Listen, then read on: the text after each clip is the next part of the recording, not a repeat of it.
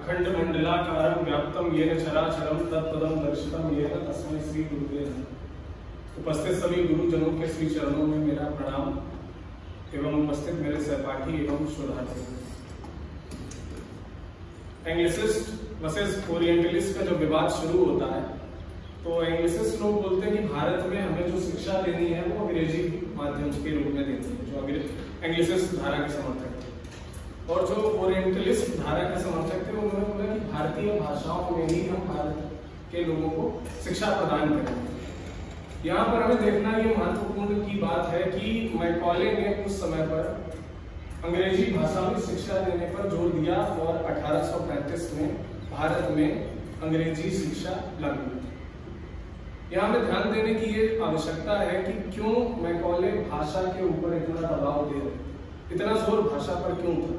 क्या संस्कृत में या हिंदी में या किसी क्षेत्रीय भाषा में भारतीयों को शिक्षा नहीं दी जा सकती थी, लेकिन उनका उद्देश्य शिक्षा देना नहीं बल्कि इन भारतीयों को, मैकॉले ने तो कई जगह कहा भी है कि हम इस देश सब जब छोड़कर जाएंगे तो ये सिर्फ कहने के भारतीय होंगे, इनका परिधान, इनकी भाषा, इनकी संस्कृति सारी पाश्चात्य जगत की होगी।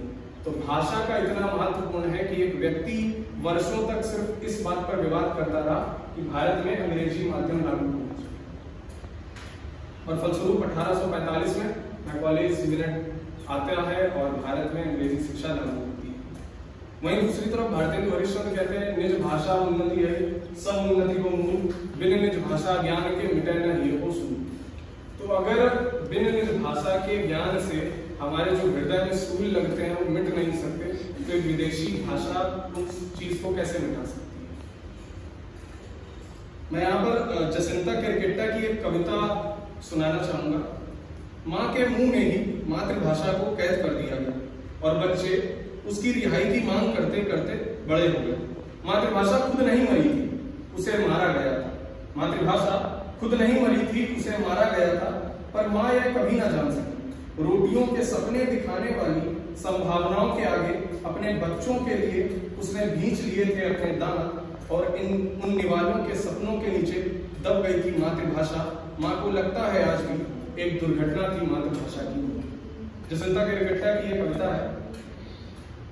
और भाषा की समृद्धि, उसके विकास और उसका दैनिक जीवन में प्रयोग कितना महत्वपूर्ण है, इस पर मैं मैक्स मूलर जो कि बहुत बड़े विद्वान माने गए हैं और उनकी एक किताब है India what it can teach us, जिसमें कैम्ब्रिज यूनिवर्सिटी में उनके दिए गए वक्तव्यों का संकलन है, जिसको मैं कोट कर रहा हूं यहाँ पर। Whatever sphere of the human mind you may select for your special study, whether it be language or religion or mythology or philosophy, whether it be laws or customs, primitive art or primitive science, everywhere you have to go to India.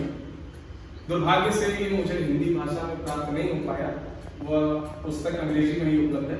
तो Max Muller यहाँ पर बता रहे हैं कि आपको किसी भी स्फीयर में अगर देखना है, चाहे भाषा हो, फिलॉसफी हो, किसी भी प्रकार का ज्ञान हो, उसमें आपको भारत की तरफ रुख करना ही होगा। तो क्या उस परिस्थितियां रही जिसमें कहा गया कि अंग्रेजी लाना बहुत जरूरी है? क्या वो परिस्थितियां रही कि सब कहते रहे कि भारतीय शिक्षा जितनी भी वो अवैज्ञानिक है, उसमें वैज्ञानिकता नहीं है, परंतु हमारा जो खुद का गौरव है, हमारी जो सभ्यता है, वो हमें नित बताती रही है कि हमारे पास जो ज्ञान है वो वैज्ञानिक है, हमारी भाषाएं वैज्ञानिक है। इसी के साथ स्वामी विवेकानंद की एक कहानी मैं आपको सुनाऊंगा।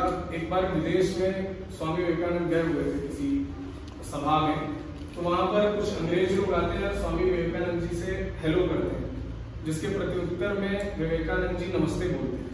तो आपस में चर्चा करते हैं, शायद स्वामी जी को अंग्रेजी भाषा नहीं समझ आती, तो वो उनसे हिंदी में बोलते हैं, आप कैसे हैं? तो स्वामी विवेकानंद जी उत्तर देते हैं, आई एम फाइन। तो सारे लोग पूछते हैं कि भाई जब हमने आपसे इंग्लिश में बोला तो आपने हिंदी में उत्तर दिया, और जब हमने हिंदी में उत्तर दिया तो आपने अंग्रेजी में उत्तर, हमने हिंदी में जब प्रश्न किया तो आपने अंग्रेजी में उत्तर दिया। तो विवेकानंद जी उसके फलस्वरूप कहते हैं कि जब आपने अपनी माँ का सम्मान किया तो मैंने अपनी माँ का सम्मान किया, और जब आपने मेरी माँ का सम्मान किया तो मैंने आपकी माँ का सम्मान किया। यहाँ से हमें समझ आता है कि भाषा का गौरव, भाषा का हमारे जीवन में कितना बड़ा योगदान है। अंत में मैं पुनः एक कविता सुनाऊंगा, कुंवर नारायण की कविता है भाषा की ध्वस्त पारिस्थितिकी।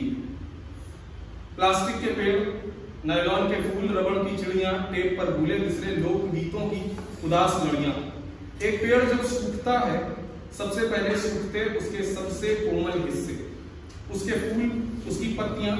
एक भाषा जब सूखती है, शब्द होने लगते अपना कवित्व, भावों की ताजगी, विचारों की सत्यता बढ़ने लगते लोगों के बीच।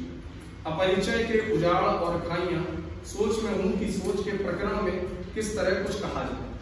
सोच में हूं कि सोच के प्रकरण में किस तरह कुछ कहा जाए कि सबका ध्यान उनकी ओर हो जिनका ध्यान सबकी ओर है। कि भाषा की ध्वस्त पारिस्थितिकी में आग यदि लगी तो पहले वहां लगेगी जहां ठूंठ हो चुकी अपनी जमीन से रस खींच सकने वाली शक्ति।